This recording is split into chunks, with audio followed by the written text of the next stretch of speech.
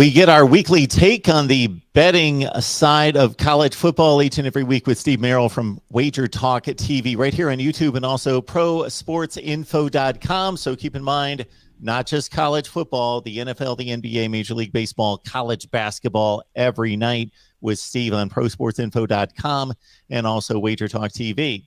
All right, Steve, we have made it to the brink of the college football playoffs. An unpredictable bowl season has ensued, but we are down to the national semifinal games. First at the Cotton Bowl with Alabama as a big 13.5-point favorite taking on the Cinderella Bearcats of Cincinnati. Yeah, Mark, you and I obviously would like to see more than just a 4-team playoff. We've talked about it before. I think 8 would be great. Not because it rhymes, because it also is great. 16 gets a little busy. I understand that. But I think, the 5th team often has, even the 6th team often has, a case to be in that playoff. So I think 8 makes a lot of sense. And this is a perfect example of why. Hey, it's cool that Cincinnati is in. An 8-team playoff would allow teams like Cincinnati to get in every year. These mid-major programs, these non-Power 5 programs. They're not mid-major, obviously. But the reason I say this is because let's look at the point spread. This was the biggest underdog. When the bowls were released a few weeks ago, the biggest underdog on the board out of 80-some teams was one of the national semifinalists. That's kind of crazy, in my opinion. Now, that has changed. Technically, they are no longer the biggest dog because now that Rutgers is stepping in for Wake Forest on Friday, Rutgers opened 13. Now they're a 16-point dog, so they are technically the biggest underdog. So a team that didn't know they were bowling a couple weeks ago is the only team that's a bigger dog than one of the top 4 teams in the country. But that's because Alabama's a powerhouse, and obviously what they did against Georgia a few weeks ago has probably bumped this line a couple points. In fact, it has, because my power ratings, using all the numbers for the season, make Alabama a 12-point favorite in this game. So the line is a little pricey. The key, though, Mark, is going to be, do we see that key number of 14? That's when we can start saying there's some value with Cincinnati, because the difference between 12 and 13, 13.5 is really like 1%, because 12 is a dead number. 13, there's only about a 1 to 2% chance teams win by 13 points. When you get to 14, though, there's about a 5% chance Bama wins by exactly 14. And keep in mind, the public doesn't really bet these games early. They roll their money over every night on these bowl games all week long. I do think they're siding towards Bama in this one, especially after how strong Alabama looked against Georgia. But it's hard for me to disagree. If Alabama brings their A game, we know they could rout them. We just saw them do it to Georgia, who I think is the best team in the country, or at least was. Maybe they're not anymore. The question to me, though, is this a possible flat spot? I know it sounds crazy to say a national semifinal game could be a sandwich situation, but let's look at the possibilities here. First of all, they were an underdog against Georgia, had to win that game to get in here. They did so. Most likely they play Georgia again next week. Georgia's a 7.5-point favorite. They should still be an underdog. Now, if Bama wins by 50 and Georgia wins by 1, maybe I could see a scenario where Alabama would come favorite, but I don't think they're going to make up that 4 or 5 point power rating gap in just a couple games. So we pretty much know this is a sandwich spot between 2 games as an underdog against Georgia, most likely. So, on the surface, all they got to do is win this. They don't have to win by 14 or more. I know a lot of times these games end in double-digit routes, but I'd be a little cautious if this line keeps climbing. It hasn't moved much the last few weeks. I think the safest play is actually the over in this game. Let's look at the total on this one. As we're heading into the Friday matchups, we're seeing this total not move too much either. Right now around the 57.5 mark. That's basically where it's been for the past few weeks. If there is a little bit of a letdown by Alabama, I think the defensive side of the ball, we might see that. Cincinnati had great defensive numbers. They faced nothing like Alabama this season. We saw what Bama did to Georgia. Alabama, to put this in perspective, they increased Georgia's yard per passes allowed this year by like 20% in one game for the entire season. So it's hard to imagine that they're not going to be able to move the ball against Cincinnati, and I think Cincinnati could probably move the ball a little bit here. So, if you're worried about that letdown or the passable flat spot, maybe the over 57 is worth a look. Steve Merrill, Wager Talking's Pro Sports Info, gracious enough to give us a slice of his insight and knowledge each and every week. But again, just a slice. I get the deep dive there on Wager Talk TV right here on YouTube. Also, prosportsinfo.com, and it's not just college football. The NFL playoffs will be starting soon.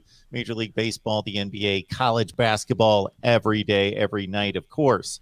All right, national semifinal number 2 played at the Orange Bowl in Miami. Supposed to be a closer game with Michigan as a 7.5-point dog taking on the Dogs of Georgia.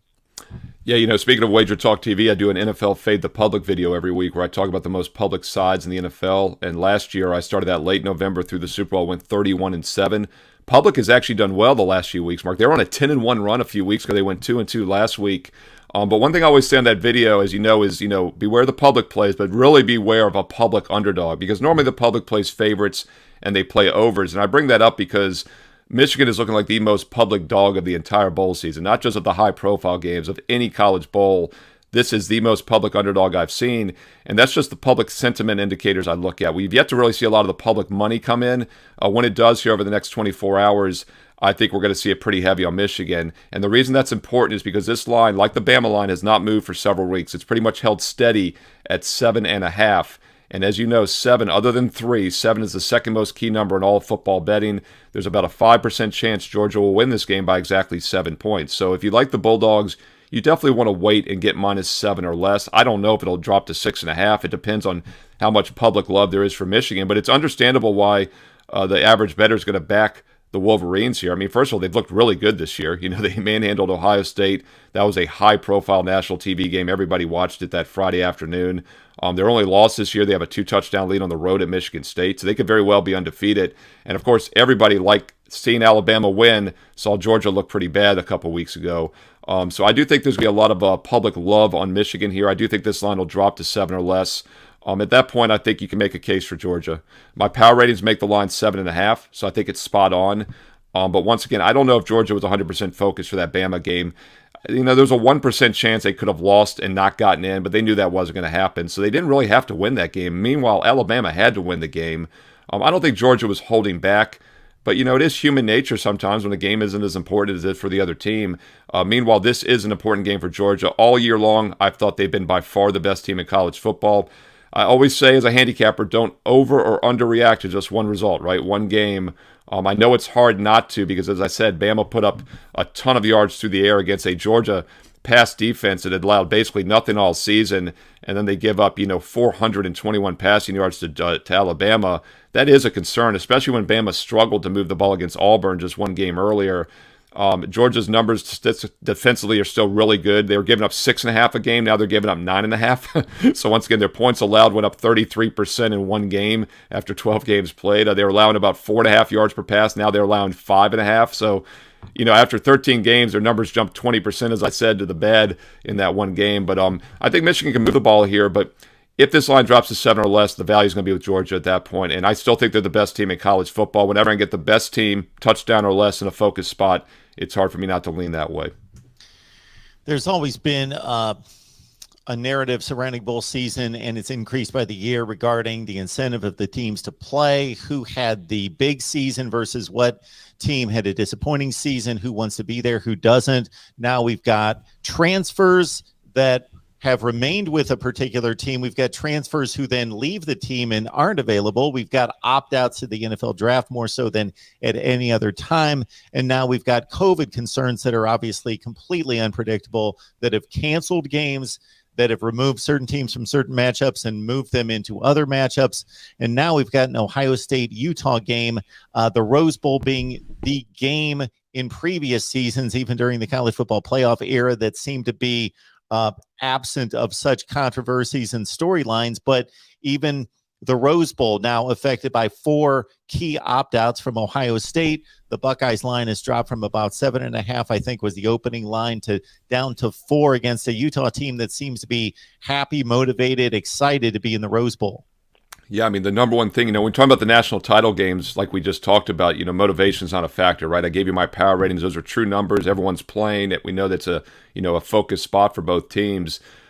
The rest of the bowl games, that's never the case. And I've always told people that, you have to take the math and kind of throw it out the window a little bit, because it's all about motivation. Then on top of that, like you said, it's about who's playing as well, because sometimes these teams don't show up. And here's a textbook example of that. We've had a couple of them, actually. Western Michigan, Nevada, earlier about a week ago. The MAC was getting crushed this year in bowl games. Looked really bad. Nevada was going to be about a 7-point favorite in that game. Coach out, strong out, quarterback out, all the key players there. And not only are they missing key players, but it also tells you that the rest of the players probably know it's a nothing game at that point. I think it trickles down to the rest of the team. Western Michigan went from a 7-point dog to a 7-point favorite. And what was the final? Like 52-24. They just smoked them. Another example, just this past Wednesday, one day ago, Maryland goes from about a 2.5-point dog to a 2.5-point favorite against Virginia Tech. It closed 4.5. Tech loses their head coach. Top wide receivers all opt out. They lose 54-10. I mean, so it's not about not being with those key players, because sometimes, receivers, I think other guys can step up. With your other quarterback, it's another issue. But for Ohio State, what worries me, it's not that they're out with some key players, because I think they're loaded. They could still probably replace those guys for the most part. Maybe it's worth a couple points. What is so difficult to factor, and where you can't move the line like 40 points like that Maryland-Virginia Tech game, is that does the rest of the team care? And it's hard to make a case that they're going to be rah-rah when some of their key guys are stepping out to play. That just tells you it's not an important game anymore. And it makes a lot of sense, because Ohio State has to be one of those two teams that you circle and be like, they have to be disappointed. Now, Oklahoma and Oregon both barely missed out on the playoffs as well. They played on Wednesday as well, right after that Virginia Tech game. Oklahoma had the Bob Stoops factor, though, right? And that got them focused and ready to play. Oregon showed up as well. And by the way, that game soared over the total. I had the over in that game, 79 points. Once again, when there's not motivation, right, the over is sometimes worth a look. So maybe we get the over here for that reason in the Ohio State game. And it's a big total. It's around 64, but it was actually as high as 67 earlier a few weeks ago. But once again, without some key players, they've dropped it a bit. I think that's actually an overreaction. If there's no focus, that's usually on the defensive side of the ball. But I'd be very careful with Ohio State. Now, here again, my power ratings make the line 9.5. If this was a full-focus national semifinal game like the other ones, it'd be Ohio State minus 9.5. I'd say there's a ton of value here with Ohio State minus 4. But that's not the real-world scenario that we're handicapping this game in. And it's just hard to trust the Buckeyes. Utah, meanwhile, 3 losses on the season. They were not expecting anything better than the Rose Bowl, right? This is what they wanted. So this is really a good textbook example of how you have to handicap the bowl games. The better team in a maybe not focused spot. Hard to trust Ohio State here. Yeah, you've got the classic underachiever, overachiever thing here, where Utah might be playing arguably the most important game in the history of the school, versus Ohio State getting to a Rose Bowl after just entering the Pac-12 a decade ago, and then Ohio State actually a disappointment getting to the Rose Bowl, and 4 NFL players opting out. Even though, 4 and 5 star players are going to replace those guys. And we've detailed that a number of ways here at the Voice of College Football. Again, they're inexperienced, unproductive players at this point. So based on what we've seen out of the bowl season, we're probably up to about 25 games played at this point. I did a blanket statement after about 12 games that, and if you just flat out took the points, just figuring we have no idea what's going on in these games, who's going to be playing, who's motivated, and Vegas not having a clue and a good read on some of these matchups anyway. If you just grab points, that seems to be at least where to start. Have you seen anything rather than just giving advice just to run and hide and not even try to figure these games out? No question about it. On the blind in the minor bowl games, and the minor bowl games meaning most of the early to mid-December games that you're talking about, the games that have already been played, the ones that really have no reference, on national title, top 10 rankings or anything.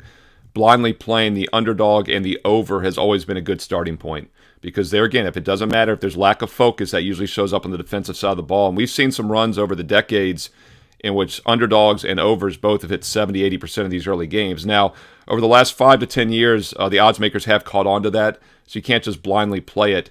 But over the last 2 to 3 decades, underdogs of 7 or more, for example, more than a touchdown, have been a winning play long term. And playing the over in the early minor bowl games has still been a moneymaker just on the blind for decades. So it does make a lot of sense what you're saying. The theory is exactly right. Now, that does change a bit on New Year's Day. On these higher profile games on the 31st and the 1st, the unders come in a little bit more. There's a couple reasons for that. First of all, they're more focused spots normally. And also, when teams have been off for a month plus, I think that hurts the offense a little bit, the long layoffs. Saw North Carolina start really slow on Thursday afternoon. They were a 12-point favorite, high prolific offense, and they put up only 7 points basically in the first half, the first, quarter and a half. They got to 10 there late second quarter. So I think you have to be careful with the layoff on these longer bowl games. But when teams have only been off for a couple weeks and there's no focus, over is the way to go.